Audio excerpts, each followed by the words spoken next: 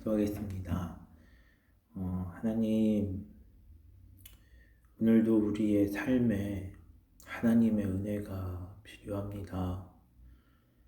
갈 바를 알지 못하고 무엇을 어떻게 해야 할지 몰라 두려워하는 심령들 가운데 두려워하지 말라, 놀라지 말라, 내가 너와 함께하겠다 약속하시는 그 주님의 말씀을 듣게 하여 주시옵소서. 감사드립니다. 거룩하신 예수님의 이름으로 기도합니다.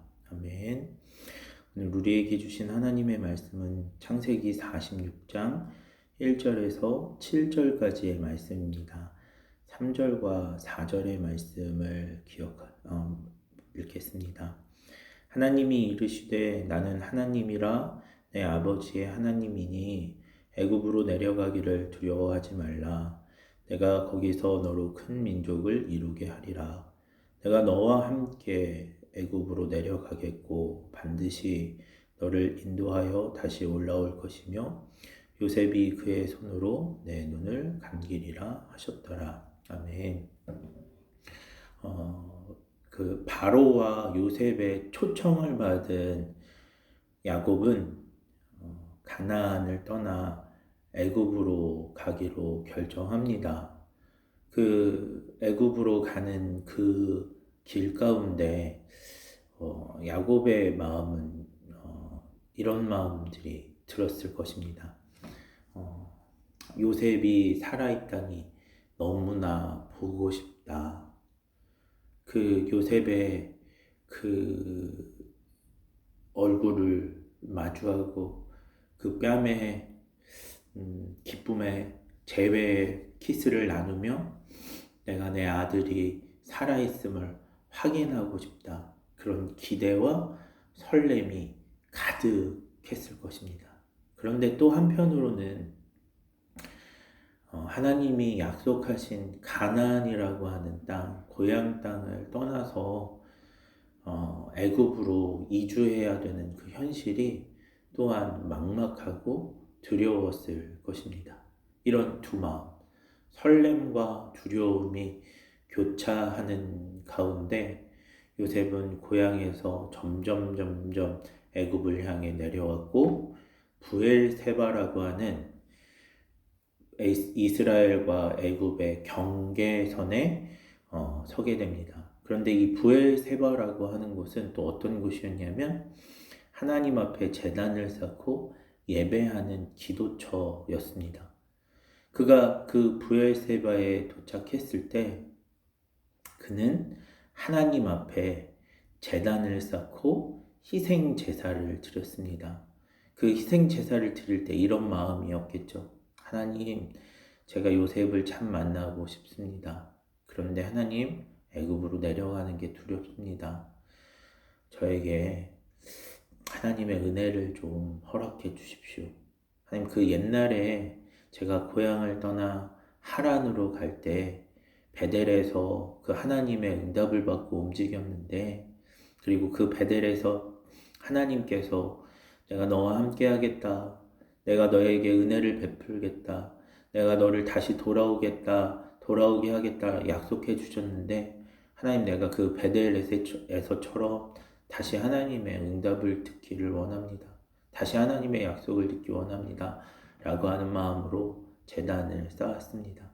그리고 그 제단을 쌓고 주님을 예배하고 난 후에 그날 밤에 하나님의 임재를 경험합니다.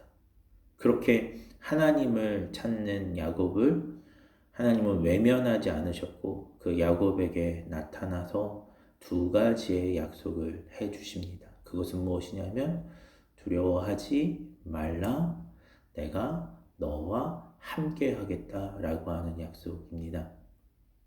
두려워하지 말라라고 하는 말씀은 야곱으로 하여금 애굽에서의 삶이 평안할 것이다 라고 하는 약속의 말씀.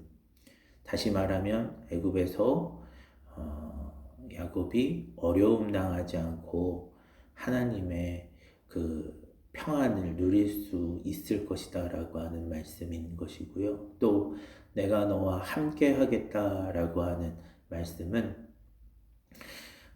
야곱으로 하여금 애굽에서의 삶을 혼자 외롭게 내버려 두지 않고 애굽에서도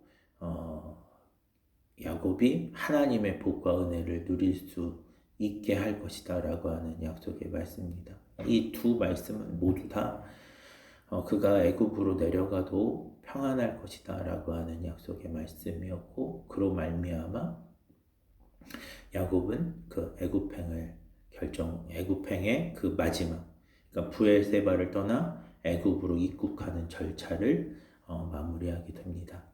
오늘 우리도 무언가를 결정하고 선택할 때마다 이런 마음들이 듭니다. 오늘 야곱에게 말씀하신 것처럼 나에게도 하나님이 직접 말씀해 주시면 얼마나 좋을까?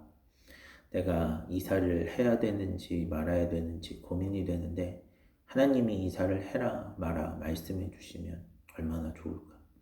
내가 직장을 옮기고 싶은데 그 직장을 옮겨라 말라 주님께서 직접 말씀해 주시면 얼마나 좋을까?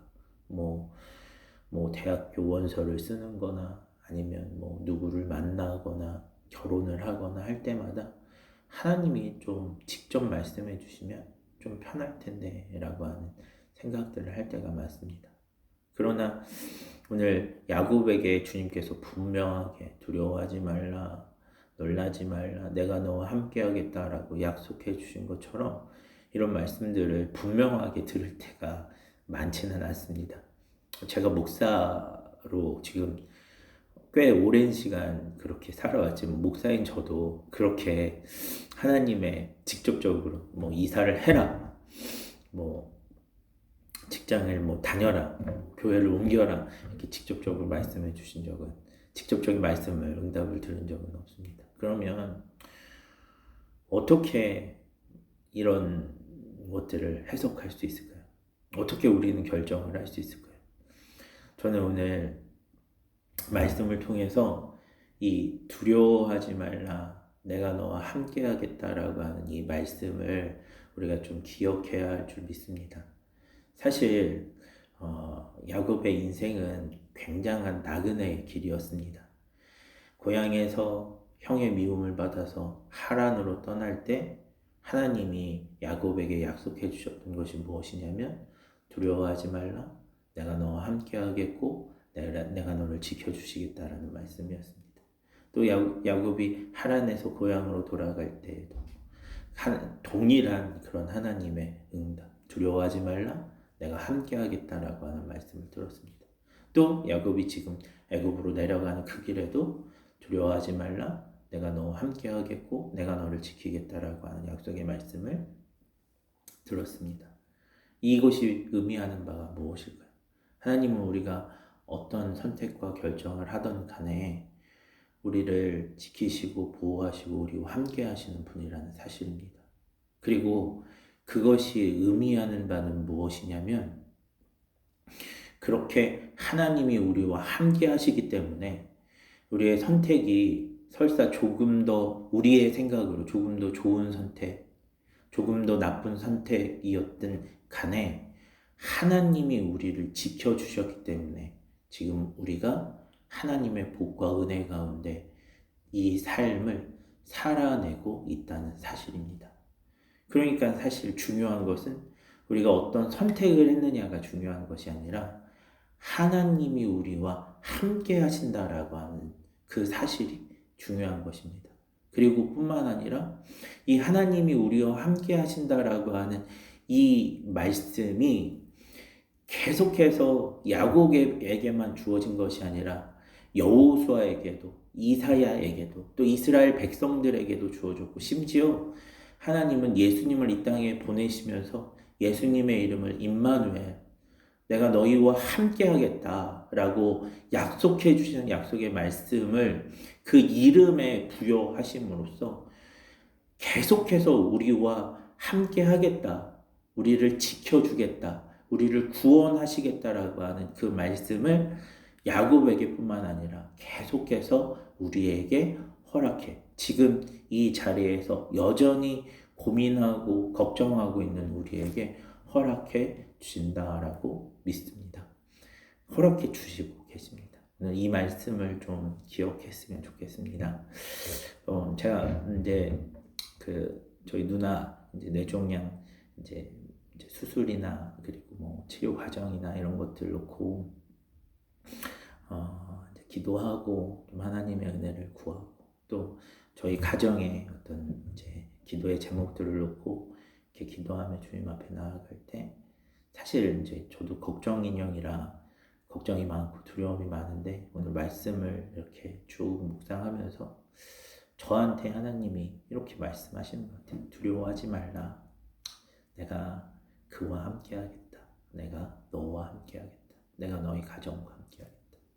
내가 너희 교회와 함께 하겠다라고 그렇게 약속해 주시며 그 믿음을 가지고 한 걸음 한 걸음 살아내라고 주님께서 말씀해 주신다라고 묵상하게 되었습니다. 오늘 여러분의 삶에도 이런 하나님의 약속의 말씀, 내가 너와 함께 하겠다라고 약속해 주시는 그 약속의 말씀이 오늘 우리를 평안하게 하고 한 걸음 더 내딛게 하고 그렇게 그 하나님의 복과 은혜가 우리에게 있음을 기억하면서 우리 그렇게 오늘 하루를 살아내는 저와 여러분이 되기를, 그렇게 승리하는 저와 여러분이 되기를 주님의 이름으로 축원합니다. 기도하겠습니다. 하나님, 우리의 인생길이 참 고단합니다. 두렵습니다. 하나님의 은혜가 필요합니다. 하나님, 이 시간 우리에게 두려워하지 말라고 함께 하겠다고 약속해 주신 그 주님의 말씀이, 주님의 음성이 들리게 하시고 그 음성으로 말미암아 오늘 하루를 살아내는 우리 모두가 될 수 있도록 인도해 주시옵소서. 감사드립니다. 거룩하신 예수님의 이름으로 기도합니다. 아멘.